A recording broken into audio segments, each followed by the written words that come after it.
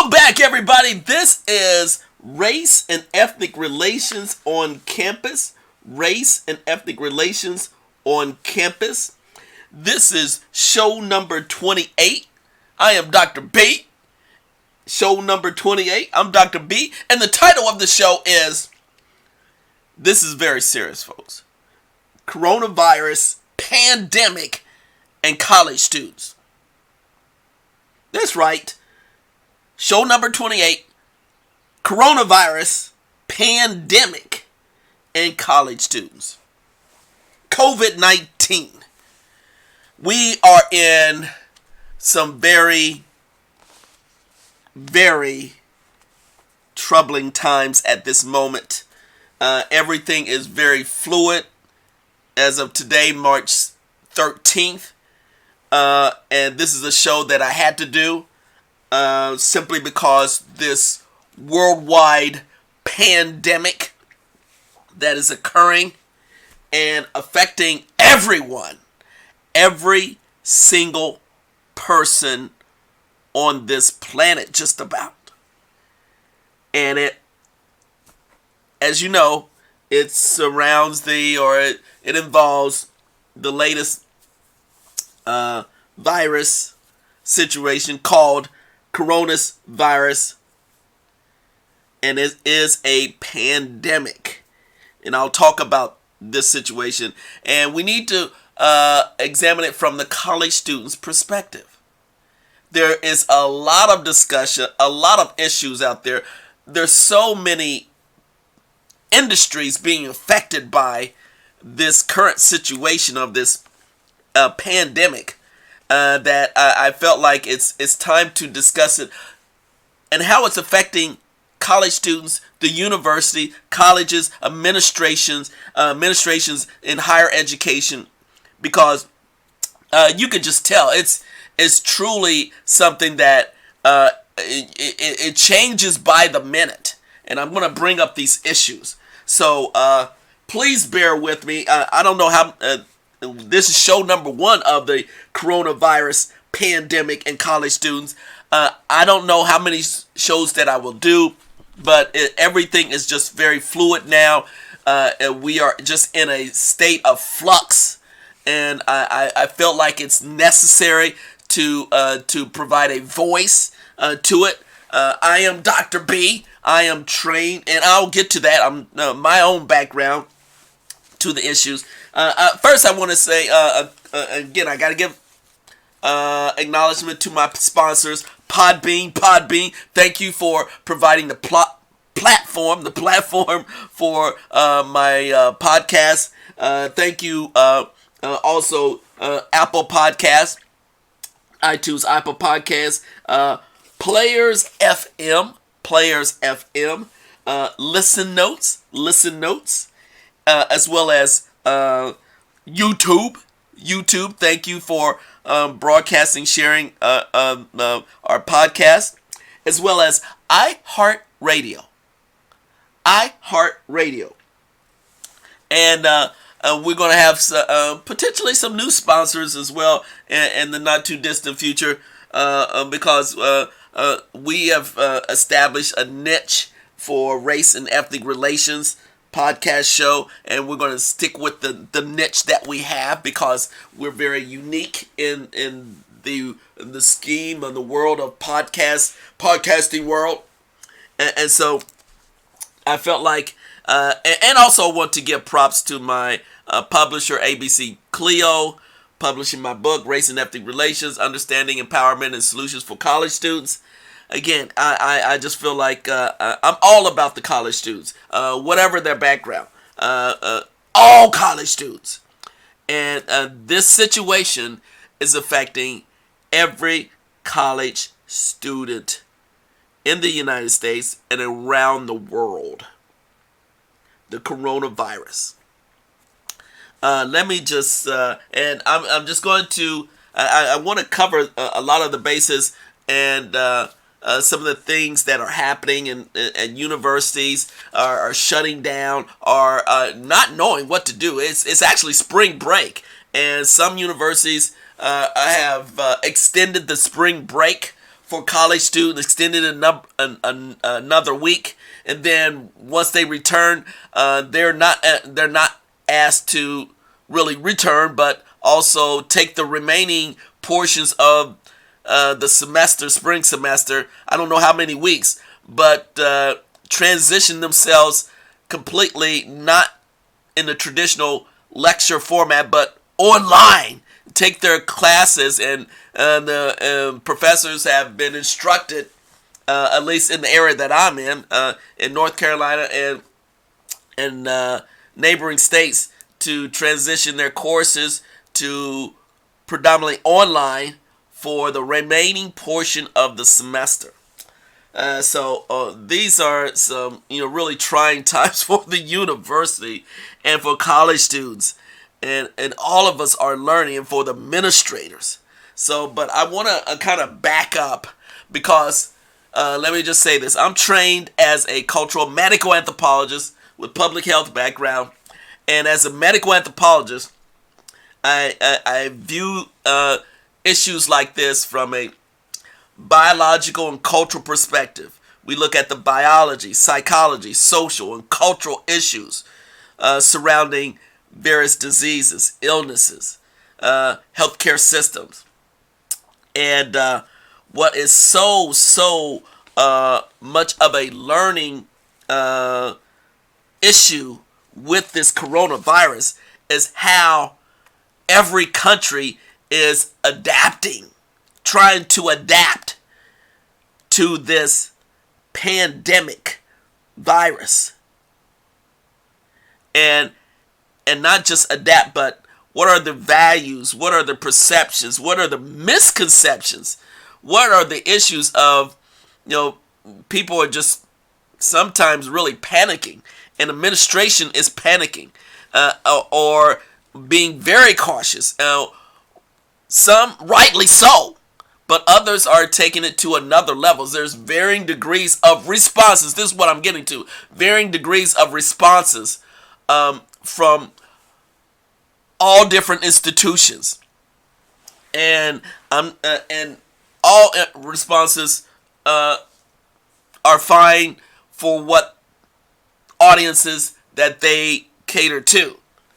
But many times in a situation of as fluid as this, it's actually changing hour by hour. It's always try to find time to a little bit slow down a little bit. So what I do is, as a medical anthropologist, I look at these issues, try to be as objective as possible.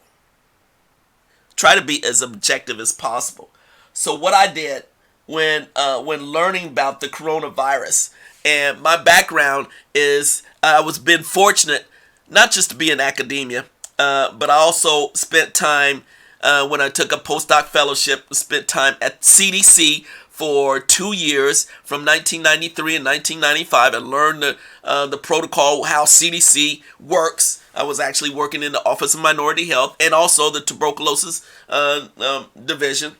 Learned how federal government employees, administrators, specialists handle disease outbreak. Now I'm going to, now here's what I am. I'm 8 minutes in. I'd like to go back and give you a backdrop of the coronavirus. Like I said, I get information. I don't get information from any particular resource. I go to, because my training, CDC and NIH. And yes, I do it. CDC and NIH. So go to I'm going to encourage all college students to, because there is a lot of anxiety out there among college students and parents and families. Yeah, this is really, I'm highlighting and encouraging, contact your parents and share this podcast, because I want to walk through a lot of the basic issues so we can reduce the anxiety, the stress, the misconceptions, the misperceptions that are affiliated with this coronavirus pandemic situation. So here we go. I go to the website of CDC, and I like to read. I want to read portions of this. And I'm at the CDC website, www.cdc.gov, coronavirus /2019 hashtag NCOV /summary.html. So it says coronavirus 2019 COVID-19 situation summary. This is an emerging, rapidly evolving situation, and CDC will provide update information as it becomes available, in addition to update guidance. Here's the background. This was dated March 12th. Today's March 13th. Here's what it says on the CDC website. The federal government website, the Center for Disease Control and Prevention in Atlanta, Georgia, and elsewhere. But CDC, I'm going to get to CDC first, and then, this other issues of the World Health Organization, this and that. So CDC, here is a background. CDC is responding to an outbreak of respiratory disease caused by a novel new coronavirus that was first detected in China, and which has now been detected in more than 100 locations internationally, including the United States.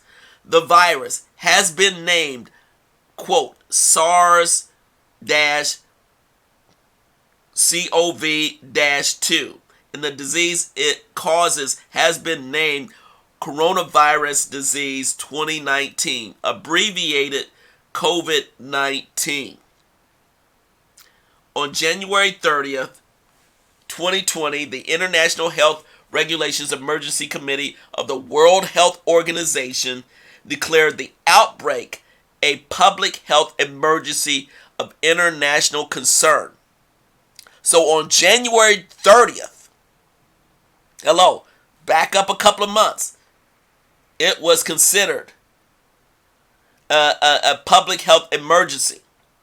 On January 31st, Health and Human Services Secretary Alex Azar II declared a public health emergency for the United States to aid the nation's healthcare community in responding to COVID-19.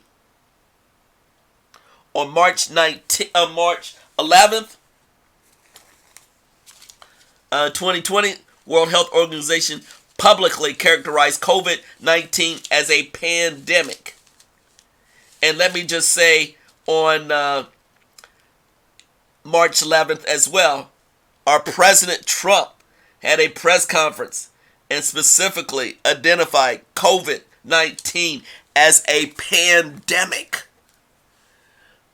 So again, it was at a heightened state in January, and identified in January by our Secretary of Health, Alex Azar, as a public health emergency on January 31st. It is March 13th now. And let me the source and the spread. Coronavirus are a large family of viruses that are common in people and many different species of animals, including camels, cattle, cats, and bats. Rarely animal viruses infect people, and this spread between people and people, and now has this new virus. The SARS-CoV-2 virus is a beta coronavirus.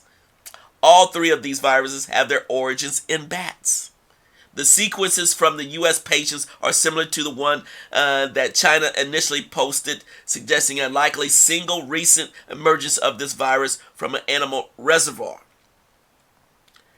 Early on, many of the patients at the epicenter of the outbreak in Hubei province, China, central China, had some link to a large seafood and live animal market, suggesting an animal-to-person spread. Later, a growing number of patients reportedly did not have exposure to animal markets, indicating person-to-person spread. Person-to-person spread was subsequently reported outside Hubei and the countries outside of China. Severity. Reported illnesses have ranged from very mild, including no symptoms, to severe, and which includes death. While information so far suggests that most COVID-19 illness is mild, most of the coronavirus is mild. And I just saw, just last night on CNN, I saw the certain, not, and he wasn't the Surgeon General, one of the renowned physicians indicating that 80% of folks will have mild symptoms. It's the 20% that we're very, very concerned about, particularly older people and people of ages with severe underlying health conditions like heart disease, lung disease, and diabetes are at higher risk of developing a serious COVID-19 illness. Now, COVID-19 now is, as I said, is a pandemic. Now, let me define pandemic. Pandemic refers to, I'm going to take my time in addressing pandemic. It refers to a global epidemic, one that has spread over several countries or continents, affecting a large number of people. A pandemic is when there is an outbreak that affects most of the world. An epidemic is an outbreak of disease that affects many peoples and at about the same time and may spread through one or several communities.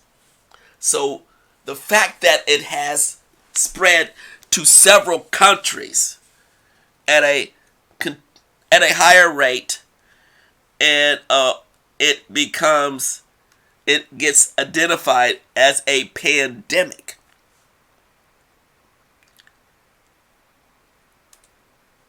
So, and the reason why I'm going over this, now let me just get to how this affects college students. I want to give some of the background, but how does this affect college students? What is going on with college students? Well, what's happening now, as I said earlier, a lot of college students are on vacation, spring vacation. Now the university said, well, guess what? We want to try to prevent the spread of this. So we want to, and one of the best strategies, let me just say this, I'm going I'm going a little bit away from my designated CDC information. What I found, what was happening over the past week or two, and because this relates to my global public health class, which is going to be phenomenal, obviously this fall, this MPH 6007 class. What's going to happen is that we've seen this developing. Yet, how are we going to respond to it? How are we responding to it as an industry? Because all industries are affected by this coronavirus pandemic, particularly college students and the higher education. We're all affected by this. And how universities are responding it's quite fascinating to see that initially, let me just now, I'm going to have to say this. Initially, we thought that, and I say we, U.S. citizens and the administration and NIH and all the higher ups at the major U.S. public health systems, CDC, and even they identified, but NIH didn't think it was going to be a pandemic. And the way to control this is to isolate and quarantine individuals who are affected, are infected. And there is a grace period of 12, 14, roughly 2 weeks, 2-3 weeks, that once a person is shows symptoms, experience, 80% of them will get better. and they will experience the symptoms. But there's not much of a discussion of what to do, and what you do actually do is to reduce the chances of individuals getting exposed to the virus. And one way for college students and the college environment not to have large congregation of students in dorms, at activities, at conferences, at events. So the way administrators are addressing this is that, guess what? The masses of students at each and every college and university create their own very high density environment, and that will promote the spread if there's someone infected. So the way to counteract this, to prevent it or to reduce the chances, is not have college students collectively all together on a regular basis. So that's the reason why many colleges at this point in time, March 13th, have already put a policy out to have their students stay away from campus or leave campus for a period of time. They don't know how long right now. And to get their instruction for the rest of the semester from their professors to online capabilities. And so what they figure is use this time to reduce the chance of it spreading around. Because we're finding in the United States there are people who are infected. Yes. Why? Because we're an international world. We're a global world. People have traveled to different places, and not just the high designated areas as initially stated in China or Italy. Let me just say this, because there's different procedures of how to address the issue. And like I said, quarantine is the first thing. Isolating, allowing it time to present itself, provide proper treatment, not affecting other folks. And apparently those were very effective strategies initially, which occurred in the various hotspots initially. But sometimes, even when what happened, it continued to increase because there was not enough resources to assist those who were helping those who were infected. The proper defenses. The defenses, in essence, are mask, gloves, enough cleaning material. And this is what comes down this. I'm 22 minutes in, 23. This is basic preventative health strategies. That is washing your hands, cleaning surfaces, not exposing yourself to too much of a dense population or dense community or dense collective gathering of folks, as it is on many college campuses. So what is the preventative strategy right now that a lot of college administrators, chancellors, presidents are instituting? Send their college students home. Have college students take the rest of their classes online. Reduce the spread. And I've been pulling up announcements from one college and one university to another, and recognizing that lots of issues, a lot of programs have to completely shut down. This has affected not just the university, but the programs at the university, the conferences, the sporting programs, baseball, basketball. This is basketball season. This is March Madness. All the basketball activity has has dropped off, has finally dropped off. That's remarkable. Baseball, hockey, soccer, tennis, swimming. And it's affected the entertainment industry. It affected economics, Wall Street, medical and healthcare facilities. But for the average college student, it has truly changed his or her world.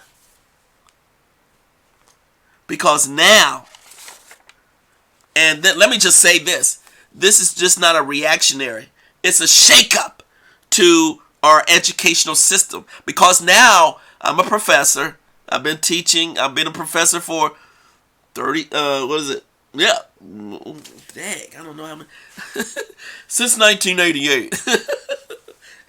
And what has happened is that hitting us right in the face of now, we have to completely change the way we instruct, way we teach college students. I've been in this business again for 32 years. Now we have to deliver our lecture material, our content, our detailed discussion of our specialties more at a distance. Not in a traditional lecture format, lecture hall, but online. And guess what? I've been doing this from day one, online. And fortunate to have developed the skills early since I arrived here at this university and elsewhere. So this is just a start of how higher education will have to change. Because guess what? This coronavirus, I just hate to say this, but this is what I talk about, and this is what I discuss, and this is what I lecture about in my global public health class. This is the current pandemic, 2020. Guess what? There will be other pandemics during our lifetime. There will be I'm going to repeat this. There will be other pandemics during our lifetime. There has already been various pandemics, but now it gets more severe because why? We're very much of a mobile and global world now. People travel back. Students travel. I have students in excuse me, who travel regularly out of the country, in all different countries, and they take my classes. So the landscape, this is what I'm getting to, the landscape of current students, they're not the traditional students that just are from the local area. All students, in varying degrees, do travel much more, and particularly international students. They travel. Their residence, their home base is in another country. So we have to start thinking about again, I'm thinking as a professor and an administrator, our target market, our student base. They're very diverse. They're in different countries. We have to deliver our content, our lectures, and our higher education information a lot differently now. This is a wake-up call for higher education. This is a wake-up call for higher ed administration. This is a wake-up call for college students of how each and every one of you as college students have to interact differently with your friends, with your classmates. It's going to be a different type of interactions, engagement. And we will need to develop new online technology to make this as user-friendly as possible. So this is really And I feel hope we get through this. But we're just at the very beginning phases of this. This is March 13th. How long are we going to continue what has just been instituted?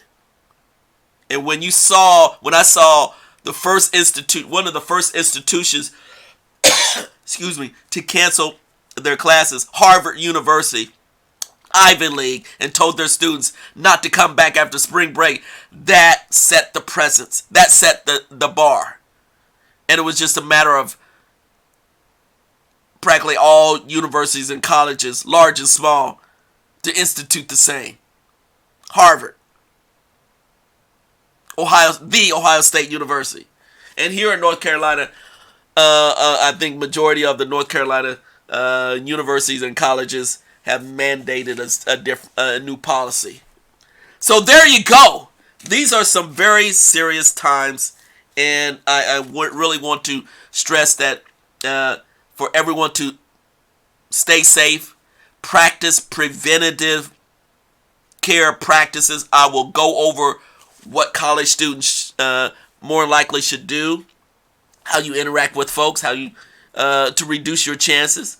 I think that's healthy to educate, and I'm learning and as much as possible rapidly how to interact with individuals on a day-to-day basis, whether you're on campus or more likely not off campus.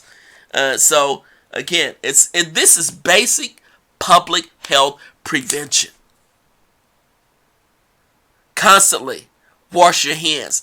Constantly, if you feel a little sick, constantly cough, sneeze elsewhere into your elbow, not in your hand. Wash your hands. You don't need sanitizer. Wash your hands with little soap and water. Constantly get exercise. Drink plenty of fluids. Keep your regular regimen. Do not panic. Do not panic. Do not panic. And right now, people are reacting and coming up with all different types of situations, and individuals are being, unfortunately, being ostracized. Those individuals who have been diagnosed with coronavirus, and so that's the other aspect of being a medical anthropology, looking at the cultural implications of this disease. And we have to change our behavioral patterns because we live in a global environment in 2020 and beyond. So again, this is podcast show number 28, Race and Ethnic Relations, Coronavirus, Pandemic, and College Students. If you have any comments or questions, please do not hesitate to email me at ejb678@gmail.com or email me at bailey.ecu.edu at my university email, because this is a very, very serious public health situation. It's a educational situation, but it's really a public health situation, and we want to make sure that we find new strategies to get not just through this, but develop a new strategy to overcome potentially other new issues that may occur in the future. So again, if you have any questions, and if you want to challenge me, go right ahead. I'm willing to go for the challenge, but this is a learning. These are going to be some learning podcasts, because I think I'm 34 minutes in. I have to wrap up. I want to thank my sponsors, Podbean, ABC Clio. I want to thank YouTube. I want to thank Player FM, Listen Notes, and of course, I want to thank iHeartRadio. And many of you who want me to mention you in future shows, please send me an email, and I will try to do that. I'm in the midst of looking at a number of requests. So please send me another email for those of you who are interested in for me to mention your business, because I want to get everyone who have been listening on a regular basis some recognition before these podcast shows change over. So again, thank you for your time. I am Dr. B. This is show number 28, Coronavirus, Pandemic, and College Students. Stay safe, everyone. Peace out.